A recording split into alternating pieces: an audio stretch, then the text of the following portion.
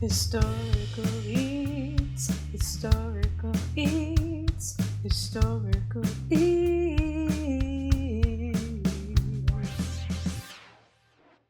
Alright, welcome back everyone to another episode of Historical Eats. Today we wanted to try something springy, or that at least sounded springy, so we're going with bird nest pudding. And this is a second recipe that comes from Mrs. Hartwell. If you remember, she was back in our cream of potato soup recipe battle, and she lost that battle. Her recipe was a little underwhelming, so we are giving her a chance at redemption here with her pudding, and this is from our 1915 Rocky Mountain Cookbook again. So let's see if Mrs. Hartwell did better with this pudding than she did with the potato soup. Before we get to the recipe, just wanted to give a thank you to The Market at Park City for providing all of the groceries that you see here. So thank you to The Market.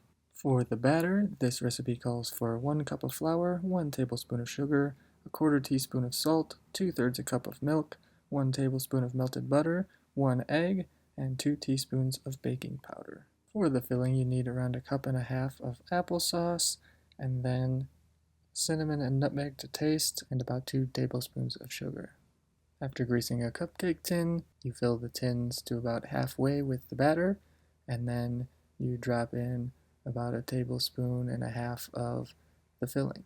Sprinkle some sugar over the top before you put them in the oven, and then bake them at 375 degrees for about 10 to 12 minutes or until golden brown. As a reminder, Mrs. Hartwell was born Mary Sanders in 1864. She married Louis David Hartwell and had 5 children for their family in Park City. She was often a hostess for parties and such around town, and she died in 1936. Hey everyone, and we are back at the museum now to try our bird nest pudding, kind of like cupcake things.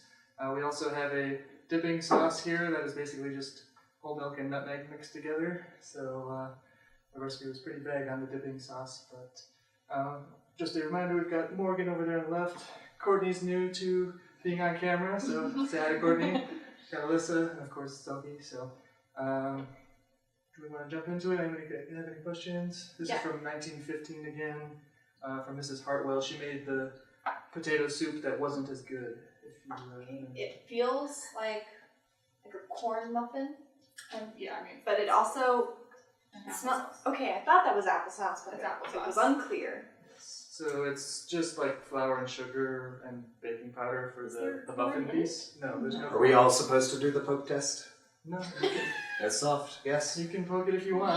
not required. Fingers covered in. But then it's just applesauce that's been flavored with like cinnamon and nutmeg and stuff in the center. So pretty basic, but hopefully. What makes it a bird's nest? Does it look like a bird nest? I guess. I don't know. It should have little eggs in it. Yeah. Something more substantial. Like Easter, like the little eggs. Malted eggs. Well, that's for next time when you make these on your own. Add some little eggs and stuff. I don't understand the dipping milk sauce. That's what she wanted you to do. How does that also work with that? Or I don't know. It didn't say anything about like heating it, thickening it. Mm-mm. It's just milk and nutmeg as a sauce. It's actually not bad. I like It is the applesauce. okay. I don't hate it. It's okay. I think in the grand scheme of all the ones we've done, this is pretty high on the ranking, honestly. Yeah, I don't mind It's it. actually pretty good with the milk. Okay? I don't mind it. Okay, I'm gonna dip it. But I wish the milk was like hot. Was it supposed to be? Or like No. a little I didn't thicker. say. I think I like it better without the milk. Sure. Or even frosting. No, I don't like it. Yeah, like I would make something that was a lot thicker and warm to like like what you put on cinnamon rolls. That would be good. I feel like. Maybe like a powdered sugar cream. It was pretty good actually though. Yeah, I would go something more with frosting. Because the moment it dips into the milk, it gets super soggy. Yeah. That's why I said we should pour it over. Good call. dipping sauce. Yeah, I mean, pretty good. This could be improved substantially, but it's not bad at all. It's better than a potato soup.